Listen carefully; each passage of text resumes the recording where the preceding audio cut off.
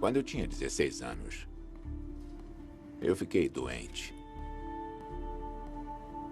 Eu estava abatido, estudando muito, não me alimentando bem. E peguei pneumonia. E desenvolvi um abscesso no pulmão. Bom, um dia o abscesso estourou e eu tive uma hemorragia. Eu precisava de sangue. Eu achava de verdade que ia morrer. É claro que eu não morri. Mas alguns disseram que Deus me salvou.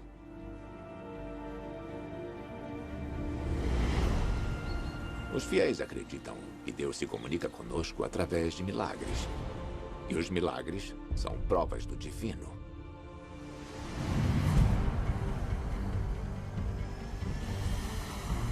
Agora eu vou começar uma jornada para descobrir o poder dos milagres. Você caiu lá de cima até aqui. O que os médicos disseram? Você é um milagre. Para descobrir o que é sorte e o que é destino. Tenha certeza que, na filosofia chinesa, tudo acontece por uma razão. Para ver como a crença em milagres pode mudar a história. Os milagres simbolizam o início do povo judeu. E como a fé pode mudar vidas. Você está olhando para um verdadeiro milagre de Deus. Para atingir o que parece ser impossível. O verdadeiro milagre é transformar a mente humana. É desse milagre que precisamos. A história de Deus com Morgan Freeman. O poder dos milagres. A maioria dos que acreditam em Deus acreditam que Deus está nos observando. A cada momento, de cada dia, nos guiando, nos salvando. Para mim, parece um milagre ele olhar por todos os 7 bilhões de pessoas. Então, quando eu soube da história de Alcides Moreno, eu tive que vir a Nova York para ouvir sua história. Aqui estamos nós. Há 8 anos, Alcides veio trabalhar como limpador de janelas neste prédio de 47 andares em Manhattan. Conta pra mim o que aconteceu.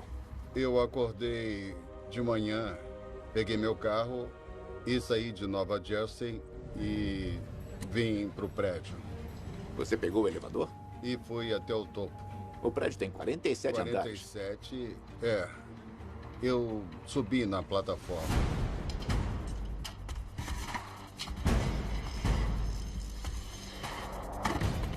Alcides tinha começado a baixar a plataforma quando um dos 2 cabos que a segurava se soltou.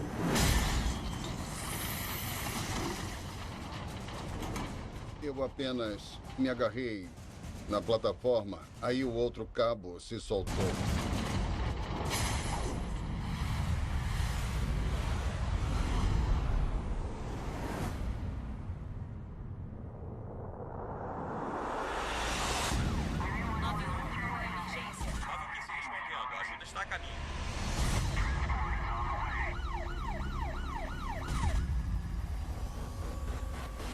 Os paramédicos me acharam bem no meio.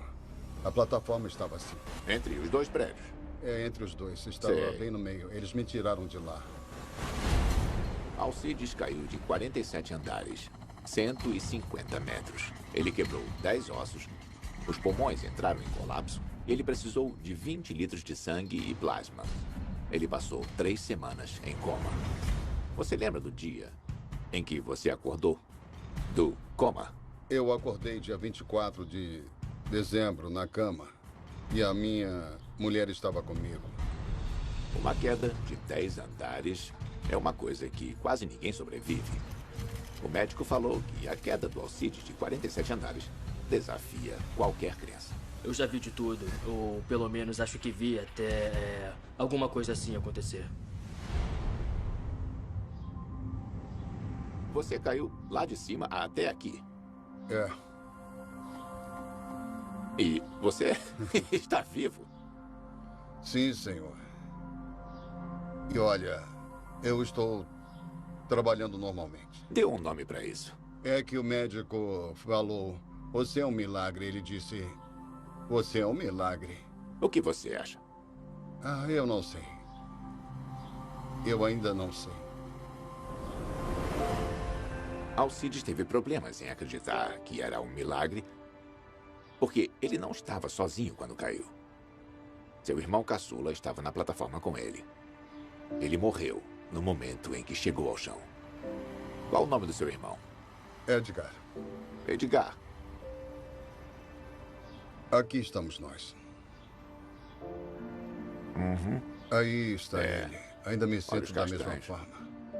Meu irmão foi uma grande perda. Vocês eram próximos? Muito próximos. Ele era um grande homem. Meus sentimentos, Alcides. Deve ser muito difícil. Eu o levei para trabalhar comigo e aconteceu. Porque Ele era mais novo? ele era mais novo do que eu. Era um bom homem.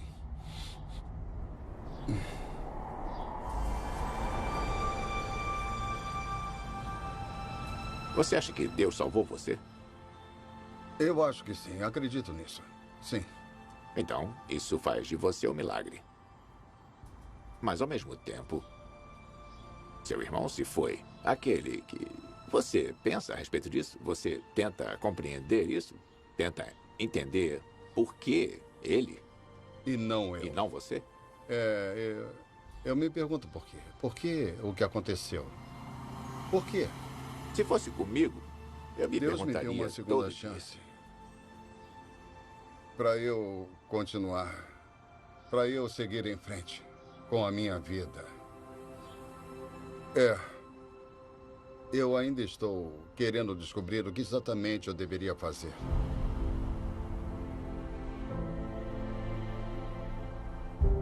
Alcides não é mais um limpador de janelas. Ele e a mulher construíram uma nova vida no Arizona, onde estão criando sua família. Ele ainda está tentando entender se Deus tem algum plano para ele. Por que eu? Deus tem algum propósito para mim? Alcides se pergunta por que sobreviveu quando seu querido irmão morreu. Por quê? Será que existe alguma entidade que faz essa escolha? Ou a vida é toda ao acaso? É simplesmente aleatória e sem propósito? Para os cristãos, os milagres são provas de que a vida não é por acaso. Eles acreditam que Deus intervém no mundo por uma razão. Os judeus também acreditam no poder dos milagres. Aliás, a crença deles tem como base a intervenção divina. Eu vim a Jerusalém para ver como os judeus celebram o milagre do seu êxodo do Egito. Numa noite diferente de todas as outras. O Pessah. Oi. Tudo bem? Como é que vai? Eu estou muito bem, obrigado. Isso é para Muito você. obrigada. Eu me chamo Aviva. Olá, Bem-vindo à minha Aviva. casa. Ah, meu Deus.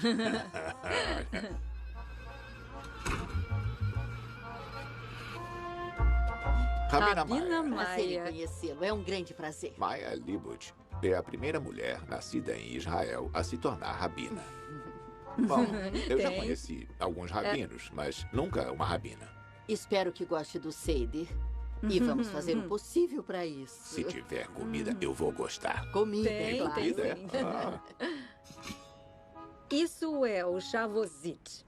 E você pode provar. Isso faz com que você se sinta como se estivesse bêbado. Tá bom pra você? pra falar a verdade, eu acho que já está bom. Eu também acho que está bom. Tá bom. Tá legal, gente. Vamos servir logo esse prato de Seder. Vamos lá. Todos podem se sentar. Uma das tradições mais importantes do judaísmo e foi ordenado pelos nossos ancestrais é: vós não falareis ao celular durante o Seder. Então eu vou passar essa cestinha de celulares aqui. Os monges que vieram do Egito são chamados em hebreu de Nisang. Nisang vem da palavra Nising, que quer dizer milagres. São os monges dos milagres, que simbolizam o início do povo judeu e do povo enquanto entidade.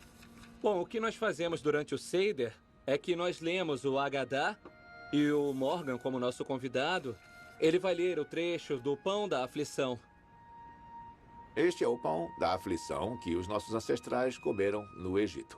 Deixe todos os famintos entrarem e comerem, e todos aqueles que quiserem vir e celebrar a Pessah. Nesse ano somos escravos, ano que vem seremos homens livres.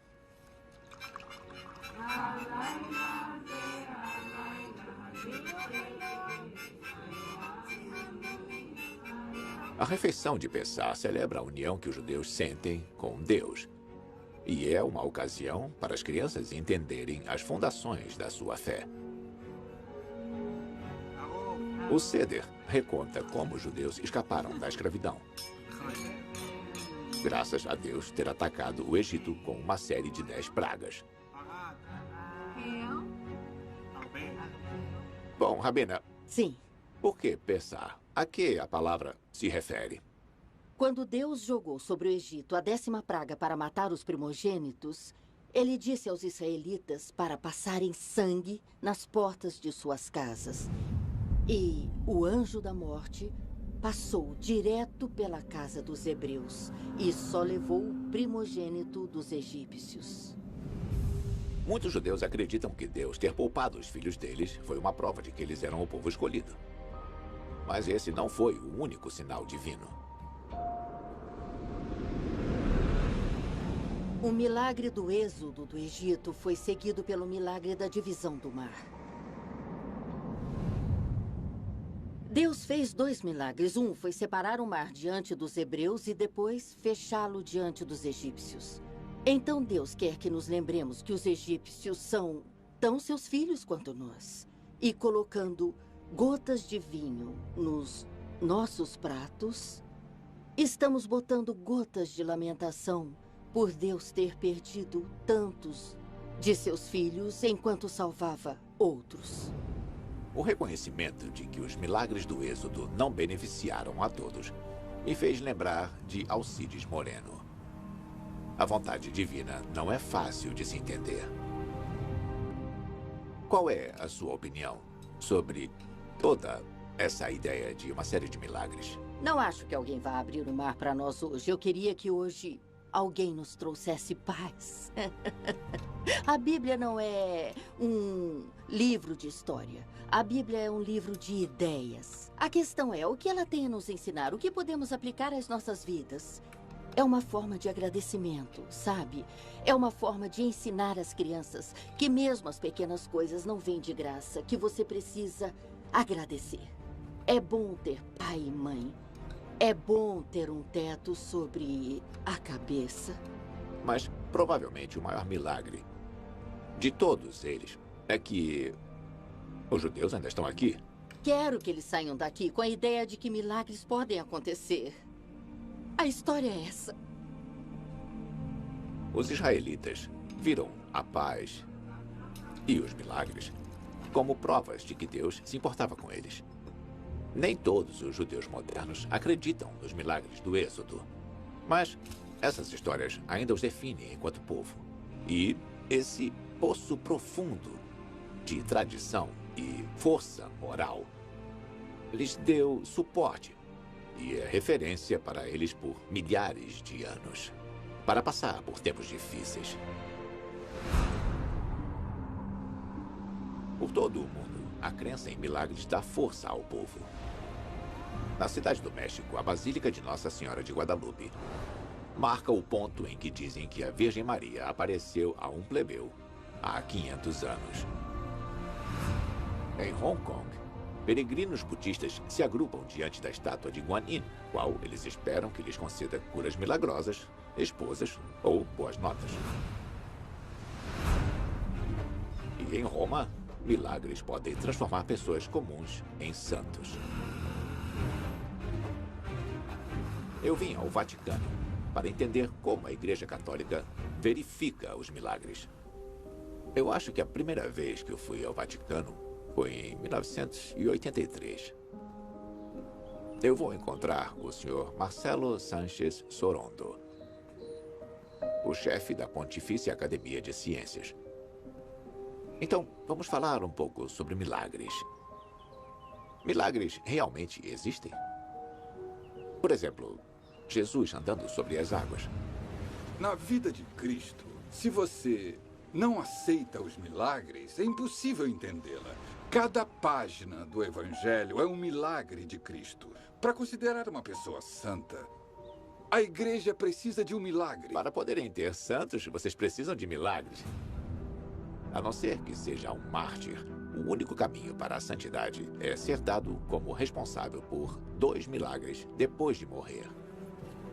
O Papa João Paulo II se tornou santo em 2014. Depois que 2 mulheres que rezaram para ele depois de sua morte se declararam milagrosamente curadas. Uma da doença de Parkinson e a outra de um aneurisma cerebral. O Vaticano passa anos investigando essas declarações, às vezes décadas. A igreja tem um advogado do diabo que vai aonde quer que alguém alegue ter visto ou recebido um milagre. A igreja manda o advogado para investigar. Sim, eles têm que investigar e ter cientistas com eles, médicos especiais, para provar que se trata de uma intervenção especial de Deus. Então, quer dizer que se eu disser que eu recebi um milagre, a igreja então diria, tudo bem, nós temos que checar? Exato. nós temos que checar. A mão de Deus realmente intervém? Não apenas em questões de vida ou morte, mas também nos altos e baixos de nossas vidas. Ou tudo o que acontece é fruto do acaso?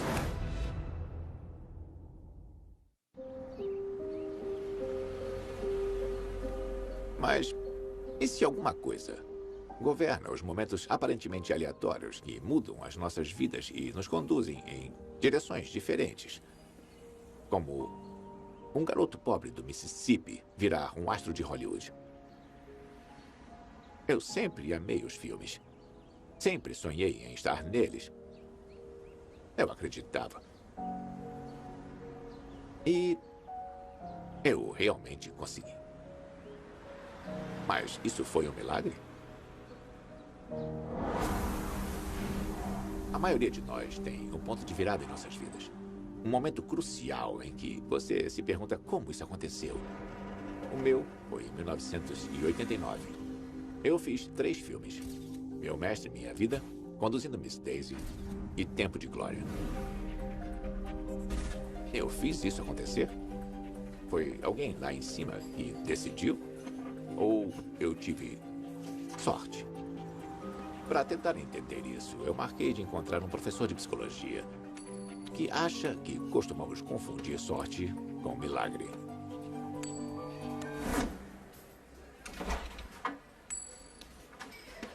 Danny Oppenheimer.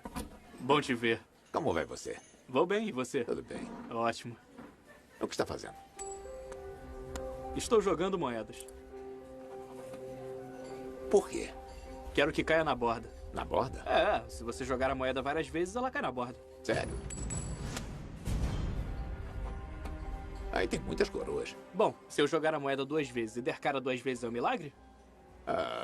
Não. Mas se você jogar 50 vezes e tirar 60 vezes, aí é um milagre. É, pois é. Se eu tirar mais do que eu joguei, com certeza. Mas quão raro um evento tem que ser para chamarmos de um milagre? 1 em 1 milhão? 1 bilhão? Vou escolher 1 bilhão. Beleza, 1 em 1 bilhão. Vamos tentar uma coisa. Beleza. Valete de ouros, 6 de espadas, rei de espadas, 2 de copas, 7 de ouros e as de espadas. É um milagre eu ter tirado essa sequência? Não. Acho que é apenas uma seleção possível de cartas do baralho. É, mas essa sequência particular começa com o valete, depois o 6 de espadas, depois o rei de espadas. Ela só acontece uma vez em cerca de 14 bilhões de vezes que você tira 6 cartas. Então isso é um milagre, de acordo com seu padrão. Então, está me dizendo que isso é um milagre? Bem, não. Como você disse antes, é apenas um conjunto de cartas possível. E se fossem os primeiros 6 dígitos da sua identidade? E se fossem os últimos 6 dígitos da sua identidade? Os primeiros 6 dígitos do seu telefone? Às vezes a questão não se trata de um milagre, às vezes é apenas a probabilidade te pregando uma peça. Tá bom, então como incluímos o divino, por que existem pessoas que realmente pensam que há alguma intervenção divina em alguns tipos de eventos? Absolutamente. Nada que eu disser aqui descarta a possibilidade do divino. O fato da probabilidade prever certas coisas não quer dizer que não pode haver intervenção divina. Mas coisas milagrosas são tão improváveis que você pensa que elas não podem acontecer por acaso. Elas acontecem e têm que acontecer. Seria estranho se não acontecessem, porque com 6 bilhões de pessoas no mundo, existem tantas oportunidades para coisas fora do comum acontecerem que devemos esperar que aconteçam. É da natureza humana criar uma sinfonia da cacofonia de eventos à nossa volta. Não quer dizer que a providência divina não exista. Aliás, como eu aprendi quando fui a Roma, no passado, o acaso e Deus coexistiam. Os romanos antigos tinham uma visão diferente dos milagres. Antes deles se tornarem cristãos, os romanos tinham muitos deuses. Eles acreditavam que os deuses controlavam seus destinos e tudo o que acontecia era decidido por eles. A arqueóloga Valerie Higgins me contou que os deuses até determinavam o resultado de eventos esportivos.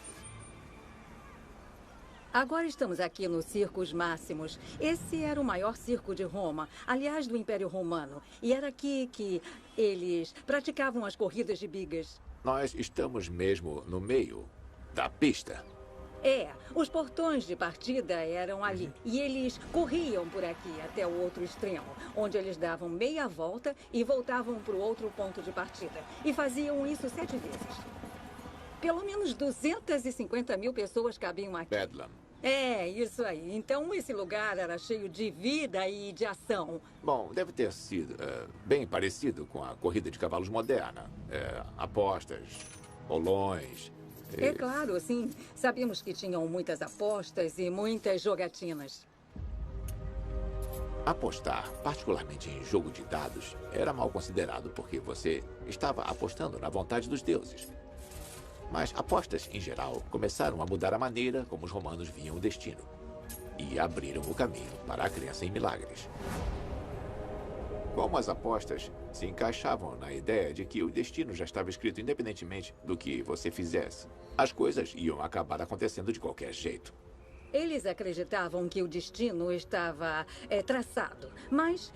Sabe, isso não os deixava passivos. Eles faziam o possível para botar os deuses sobre os cavalos. Se eu fosse perguntar, por exemplo, o dia de uma grande corrida, e os romanos antigos diriam, está nas mãos dos deuses, mas nós precisamos saber o que os deuses querem. Certo.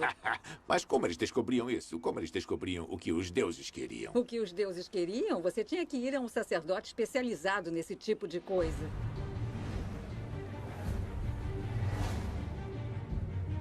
Logo na esquina da pista de corridas, escondida num beco e dentro de um porão, Valerie me leva para ver as ruínas de um templo que data do 3º século.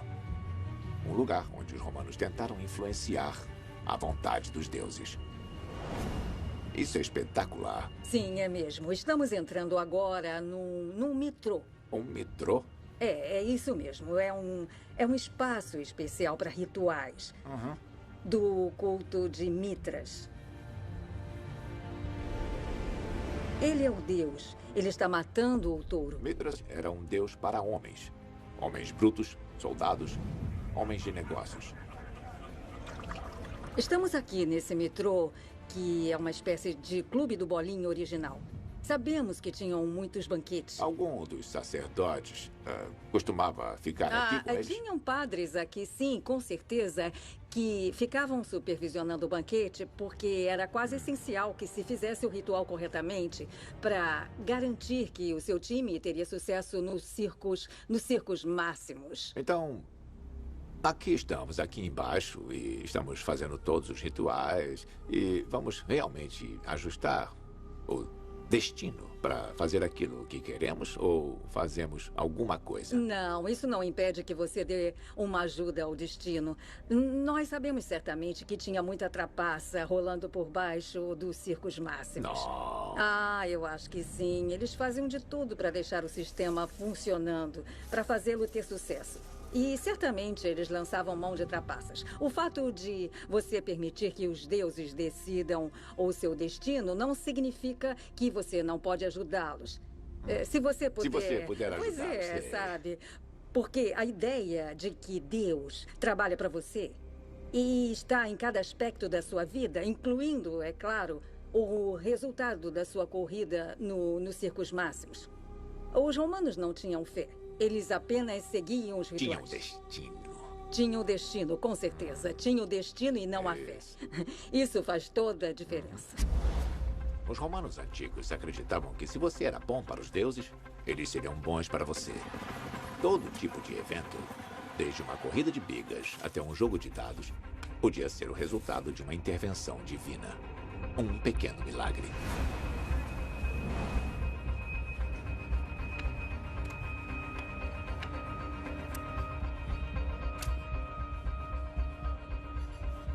Eu só quero entender como alguns milênios de catolicismo podem ter mudado o pensamento dos romanos. Eles ainda acham que Deus vai interferir e recompensar sua fé com Royal Street Flush, talvez? A ideia de que nada em nossas vidas acontece por acaso não morreu com a cultura da Roma Antiga. Ela permaneceu viva e próspera na filosofia e religião chinesa, o taoísmo. O taoísmo existe há quase 2 milênios. Os deuses não são o foco do taoísmo. O foco é o Tao, a suprema energia criadora a qual todos estamos conectados. Essa interconectividade mostra que nossos destinos já estão traçados no berço.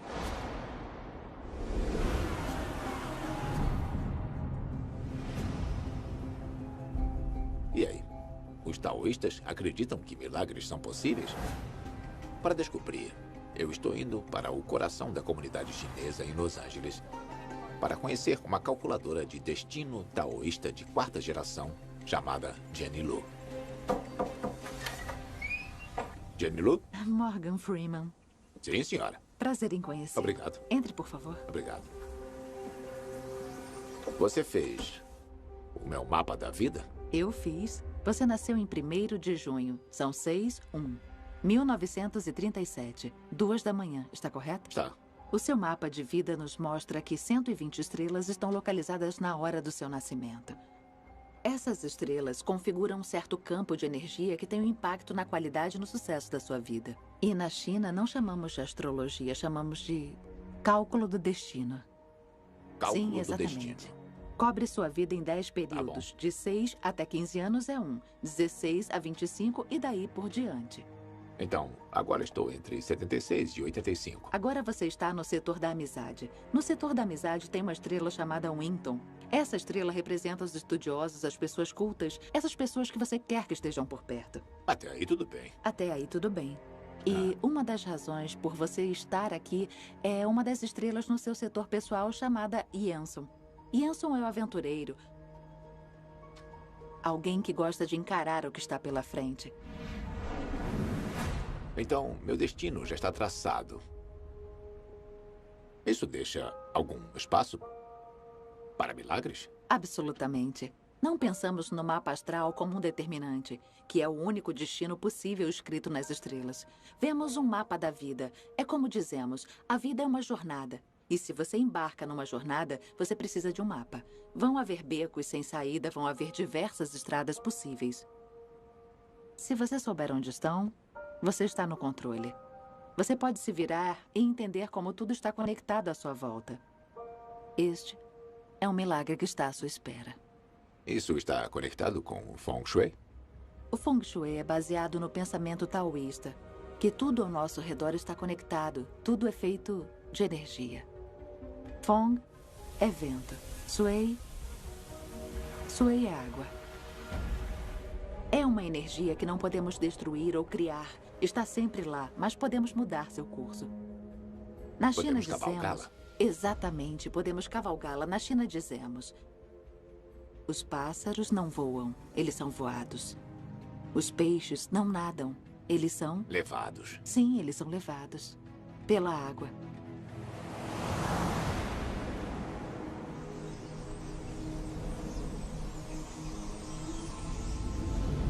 Sempre pensamos, particularmente no cristianismo, que um milagre é o resultado da intervenção divina. No pensamento chinês, tudo está conectado.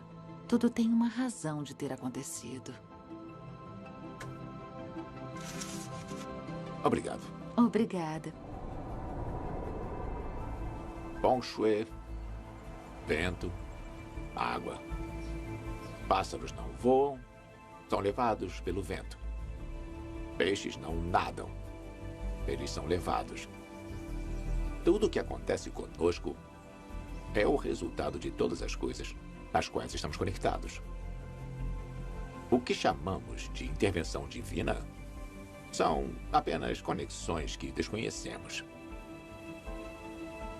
O que me faz pensar, e se parássemos de tentar assumir o controle de nossas vidas e aprendêssemos a nos deixar levar pela onda? Nossas vidas são cheias de viradas inesperadas e desvios. Alguns acreditam que não é nada além do acaso. Outros dizem que nós somos movidos pela vontade de Deus ou pela energia do universo. Ambas as crenças podem fazer a diferença entre a vida e a morte, porque a mente humana pode ter um poder oculto para criar um milagre.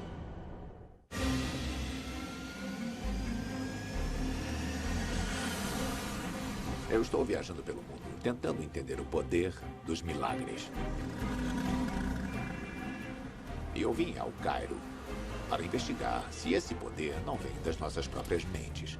Eu estou visitando um dos hospitais mais antigos do mundo. Um lugar famoso por combinar ciência médica com o poder de cura da fé. Os escritos espalhados pelo prédio descrevem a fundação desse hospital e do contexto inteiro. O historiador de Harvard do Islã e médico Ahmed Bagar me trouxe para o complexo Qala, que abriu as portas em 1285 depois de Cristo. Essa é a entrada pela qual os pacientes passam regularmente. Caramba, é uma mudança brusca em relação ao lado de fora. Ele foi projetado para isso.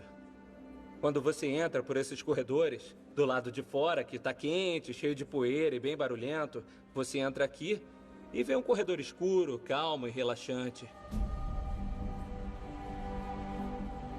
Os pacientes vêm para cá esperando ser curados tanto pela medicina moderna quanto por uma intervenção milagrosa de Deus. Ah, eu quero te mostrar uma coisa. Ah, tudo bem. Oh, que maravilha! Essa construção é a coisa mais impressionante que eu já vi na vida. Esse aqui é o templo do Sultão Qala, o fundador desse hospital. Os pacientes costumam vir aqui para direcionar preces de agradecimento ao sultão. E lentamente, o próprio Qala foi ficando associado com a ideia de cura. É como se essa história que estamos vendo fosse a origem do santo da cura.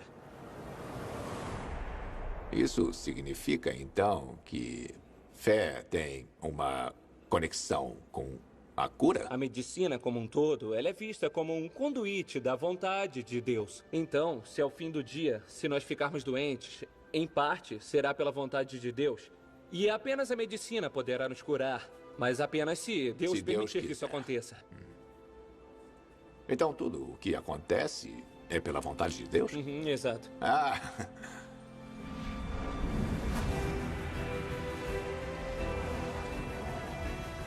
Há muitos séculos, Os muçulmanos acreditavam que a fé e a medicina caminhavam lado a lado. Mas a fé na intervenção divina pode ajudar a medicina a nos curar hoje?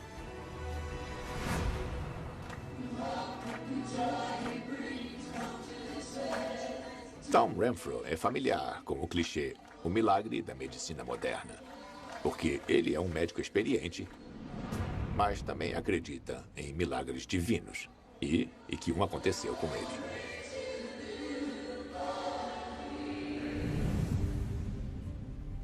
Isso foi 18 anos atrás. E eu estive lá para agradecer por Deus ter me curado. E o que eu acho é que naquela época aconteceu um verdadeiro milagre. Um milagre de Deus. As histórias de milagres de Harper trouxeram a professora da Universidade da Indiana, Candy Gunter Brown, para a Virgínia do Norte, para conhecer Tom. Ela está estudando se a fé e as preces podem realmente melhorar prognósticos médicos. A questão que realmente me interessa é o que acontece quando as pessoas rezam pela cura. Candy, foi em 1996, no outono. E eu achei um nódulo atrás do meu pescoço. Depois, no mesmo outono, eu achei mais nódulos debaixo dos braços. Então, procurei ajuda médica. E a biópsia debaixo do meu braço mostrou que eu tinha um tipo raro de linfoma chamado linfoma das células do manto. O prognóstico era desanimador. Eles me deram poucos meses de vida e basicamente me disseram para aproveitar o tempo que me restava. E a meta era tentar me manter vivo até o Natal. Eu era um médico. Eu sabia das evidências que estavam lá. Era uma falência múltipla de órgãos. Eu tinha uma doença que não havia qualquer cura na medicina que pudesse eliminá-la. Ao invés do desespero, o senhor quer que nos lembremos. Eu te acompanhei por todo o caminho. Não vou te abandonar agora. Você fez algum tratamento médico? Não existia tratamento médico. Não naquela época. Os tumores continuaram a progredir. E quanto mais eles cresciam, mais pessoas chegavam. As orações ficavam mais intensas. O meu pastor, então, organizou um final de semana de orações em que pessoas vinham rezar. Às vezes a noite toda. E foi inesquecível. Agora, os tumores já estavam do tamanho de maçãs no meu pescoço. Meus braços não fechavam pela enorme adenopatia embaixo dos braços. Meu abdômen se expandiu. Eu estava morrendo. Então Deus falou comigo. Agora é hora de você ir para o hospital. A quimioterapia geralmente apenas retarda o progresso do linfoma das células do manto. Não é uma cura. Então, eles começaram uma infusão. E foi como uma pedra que Davi jogou em Golias. Antes mesmo da infusão estar completa, teve algo que mudou dentro de mim fisicamente. Os tumores ficaram então como uma bola de tênis, como uma esponja e amoleceram. E começaram a desaparecer diante dos nossos olhos. E toda essa adenopatia enorme desapareceu dentro de 24 a 48 horas. Desapareceu. Você já se perguntou se foi apenas a quimioterapia que funcionou melhor do que os médicos esperavam? A função da quimioterapia não era me curar. Ninguém esperava que os tumores, de repente, iriam se dissolver ou desaparecer. Eu deveria ter morrido múltiplas vezes durante essa doença de embolias pulmonares, de pneumonia, de falência renal. Mas eu tinha fé. Teve gente que orou por mim para me dar coragem. E por isso eu acredito que Deus interveio e me curou. E aqui estamos nós, 18 anos depois.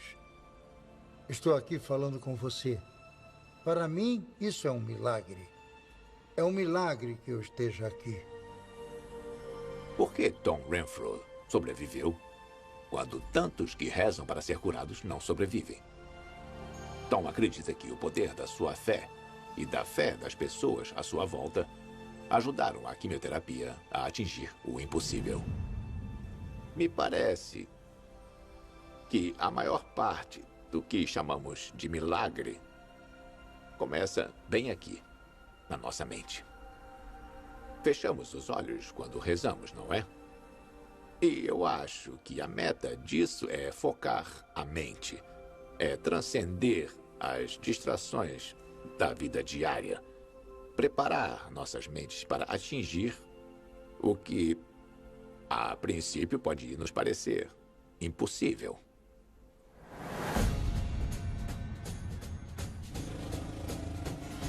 Eu vim para a Índia para investigar uma religião que acredita que todos temos o poder mental de realizar milagres. Esse é o Templo Mahabodhi, em Bodh Gaya. De acordo com a tradição budista, há 2.500 anos, um homem chamado Siddhartha Gautama chegou à percepção de que a mente humana tinha imensos poderes inexplorados. Com isso, ele fundou uma religião inteiramente nova, o budismo. E a tradição diz que ele fez isso bem aqui, debaixo desta árvore.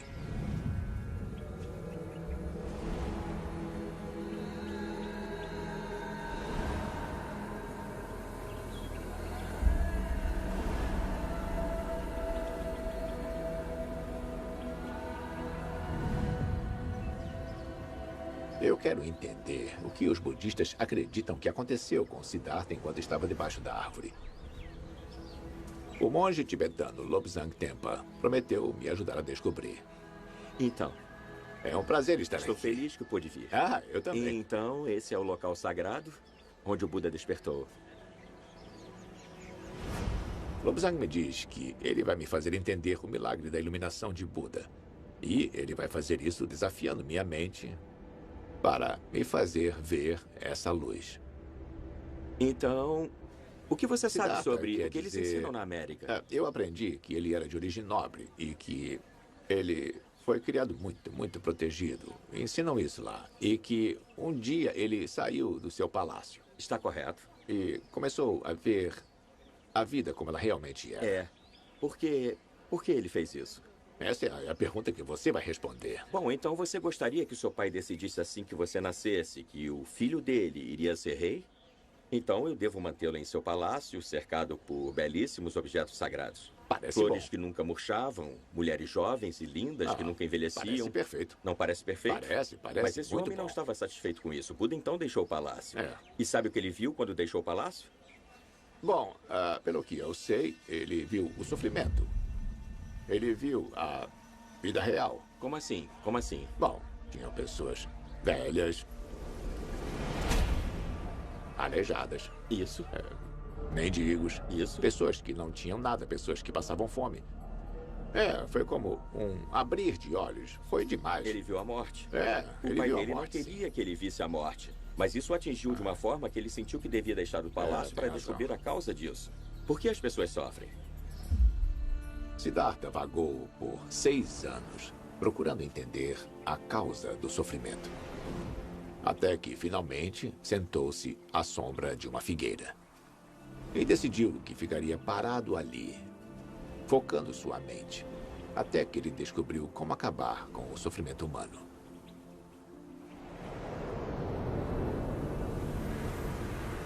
Depois de sentar-se imóvel por uma noite inteira, Siddhartha alcançou a transformação mental. Os budistas dizem que ele se tornou Buda, ou iluminado. Ele nos ensinou, ele disse o que um bom médico diria para um paciente. Você está doente. Está doente, está sofrendo, sabe? Você tem um problema. Segundo, eu sei a causa. E é basicamente o apego.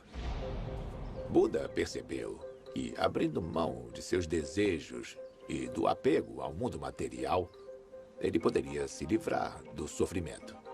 Mas para Buda e para as gerações de budistas depois dele, a libertação desse apego parecia permitir um notável e talvez milagroso foco físico e mental.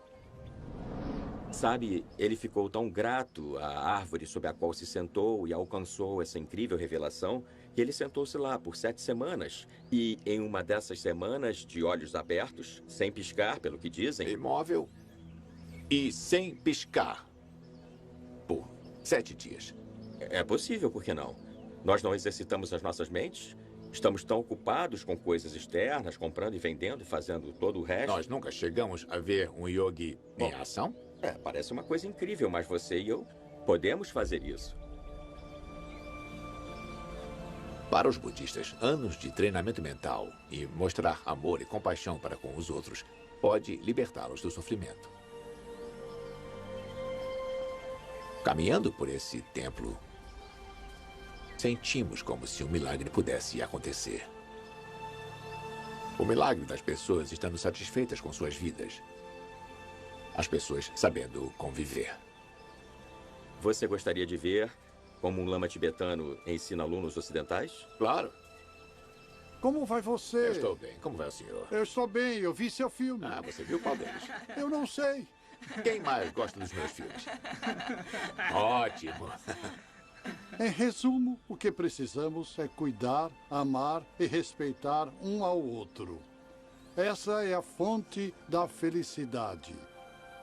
Para quem faz isso, a jornada é boa. Para quem não tem isso no coração, a jornada não é boa. Obrigado. Muito bem. A partir de hoje, você é meu amigo.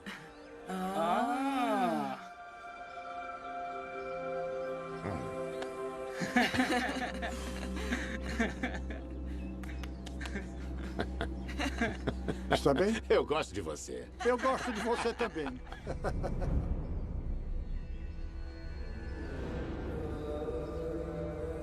Quer dizer que muitas religiões são basicamente baseadas em milagres. Falou do cristianismo, do judaísmo. Certo. Sério. Certo. Não acreditam em milagre? O que é um milagre? Quer dizer, voar no céu é um milagre?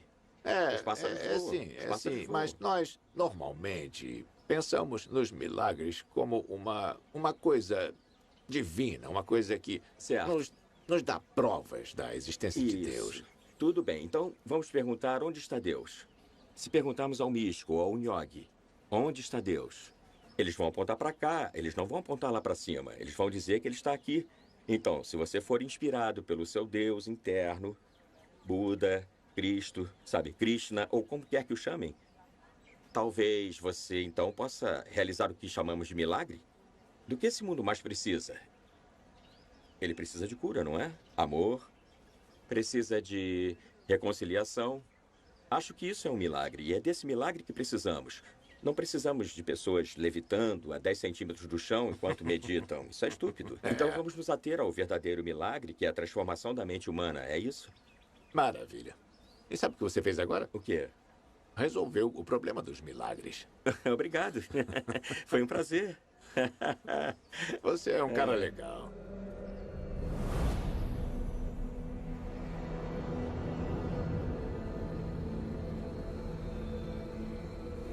É irônico que um homem que quer nos mostrar o poder que todos temos dentro de nós é visto como uma espécie de ser divino. A meta do budismo, pelo que eu posso ver, é nos ensinar que somos todos capazes de muito mais do que acreditamos que podemos, se apenas nos concentrarmos e focarmos nossas mentes. Sempre tive dificuldade em ver sentido nas histórias de milagres. Como o oceano poderia ser partido. Como era possível caminhar sobre as águas. Mas eu acho que eu não tinha entendido. Acreditar em milagres é acreditar que existe mais na vida do que os olhos podem ver. Aceitar que existe alguma coisa que nos conecta, que nos une. Tantas pessoas passam por esse mundo. E quando nossos caminhos se cruzam, coisas milagrosas podem e vão acontecer. As pessoas ganham as folgas que queriam.